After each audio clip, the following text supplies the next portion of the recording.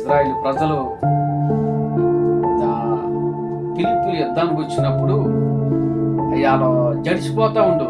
ఎందుకంటే వాళ్ళలో ఉన్నది ఎవరో గొలియాతు ఉన్నాడు. అతను బలమైన వాడు, మామూలు ఇశ్రాయేలీల కంటే అతను బలమైన వాడు, బాగా హైట్ ఉన్నవాడు.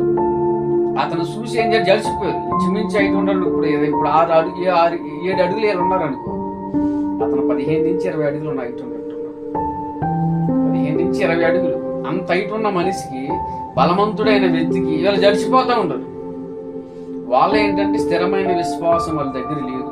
అవతల శత్రువు అని ఎంత బలవంతుడైనా సరే, నేను నమ్మిన దేవుడు జీవం కలిగిన దేవుడు. మా పూర్వీకుల్ని ఐగుప్తు దేశం నుంచి మహా అద్భుతాలు చేసి మా పూర్వీకుల్ని అక్కడికి కానాన దేశాన్ని నడిపించాడు. ఐగుప్తు దేశం నుంచి కానాన దేశానికి నడిపించి ఈ కానాన దేశాన్ని మాకు స్వాధీనం చేశాడన్న ఒక ఆ విశ్వాసం వాళ్ళ జీవితంలో చేసిన, పూర్వీకులు చేసిన, వాళ్ళ జీవితంలో చేసిన కార్యాలు జ్ఞాపకం ఉంచుకుంటే చాలు.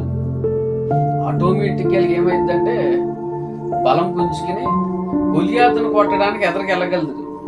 వారికి ఏంటంటే ఆ యొక్క ఆలోచన వాళ్ళ దగ్గర లేదు. భయము, వణుకు, బిలుకు వాళ్ళ ఉంది. అక్కడ దావీదు వచ్చాడు. ఏంటి సమస్య, ఏంటి పరిష్కారం ఏంటిదని అడిగాడు. ఇది సంగతి అన్నమాట. ఎన్నే దావీదు ఒడిసిచ్చుకుని వెళ్ళాడు. సున్నతి లేనివాడు ఇశ్రాయేలును మీద తిరుగుబాటు చేయడం వాడికి ఏ పాటు వాడనని ధైర్యంగా ముందుకెళ్ళి నిలబడి ఉన్నాడు. దావీదు నిలబడి ఉన్నాడు కాబట్టి దావీదులో ఉన్న దేవుడు గొలియాతును కొట్టాడు. ఎలాగంటే దావీదు గుడిసినెట్టి విసిరినప్పుడు అది ఎక్కడ తగిలింది? సెంటర్లో తగిలింది. మనిషికి ఆయుష్ ఎక్కడ ఉంటుందంటే సెంటర్లో ఉంటుంది. ఒక ద్రవంలాగా, నసల్లో ద్రవంలాగా ఒక గ్రీన్ కలర్లో ఒక రసాయనం ఉంటుంది. ఆ రసాయనం ఎప్పుడైతే తన దేహంలోంచి బయటకు వచ్చిందో ఆ వ్యక్తి స్పాట్ డెడ్ అన్నమాట. చచ్చిపోతాడు, స్పాట్లో చచ్చిపోతాడు. ఆ రసాయనం ఒకవేళ మామూలుగా ఉన్న మనుషులు ఎవరికైనా సరే శరీరంలో రసాయనం తగ్గితే శరీర ప్రకారంగా అతను బలహీనుడు అయిపోతాడు. పక్షవాతం వస్తుందంట చూసావు. ఆ శరీరంలో ఆ యొక్క ద్రవ్యం తగ్గినప్పుడు పక్షవాయువు వచ్చే అవకాశాలు ఉన్నాయి.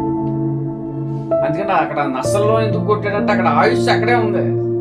గురు చూసి అక్కడే కొట్టాడు. ఎక్కడైనా కొట్టవచ్చు. దావీదైతే ఎక్కడైనా చూసి కొట్టవచ్చు, కానీ అక్కడే కొట్టాడంటే కొట్టిన వారు ఎవరో దావీదును మరుగు చేసి యేసు క్రీస్తు ప్రభువు తను సృష్టించిన సృష్టికర్త. తనకు ఆయుష్ ఎక్కడున్నదో దేవునికి తెలుసు. అందుకే దావీదును మరుగుపరిచి దేవుడే కొట్టాడు. ఎవరైనా గొలియాతును కొట్టాడు. నసల మీద కొట్టేటప్పటికి తనకు ఆయుష్ నసల మీద ఉంది. అక్కడ లోపల ఒక ద్రవ్యం ఉంటుంది, అది గ్రీన్ కలర్ లో ఉంటుంది.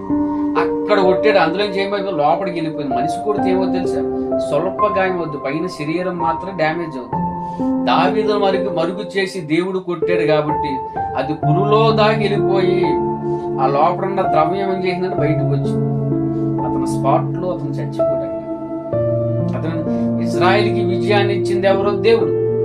దేవుడు విజయం ఇవ్వాలంటే ఇజ్రాయెల్ పక్షం నిలబడేవాడు కావాలి. ఆ నిలబడే వాళ్ళు ఎవరు లేరు. అక్కడ ఎవరు దేవుని మీద భయభక్తులు కలిగి ఉన్న వేరు లేరు.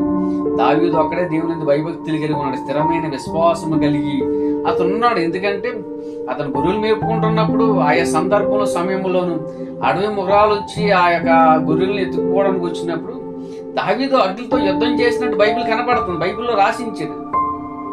అట్లతో పోల్చుకుంటే అట్ల నుంచి రక్షించిన దేవుడు ఈ గొలియాతు సున్నితి లేనివాడు ఇది ఎంత అని అనుకోవడానికి కారణం ఏంటంటే దేవుడు చేసిన కార్యాలు అతను జ్ఞాపకం ఉంచుకున్నాడు కాబట్టి ఈ నరపుత్రుడు ఎంత అని అతనికి అనిపించిందంటే అంతకుముందు ఎంత బలమైన కార్యాలు అతను చూసుంటాడు.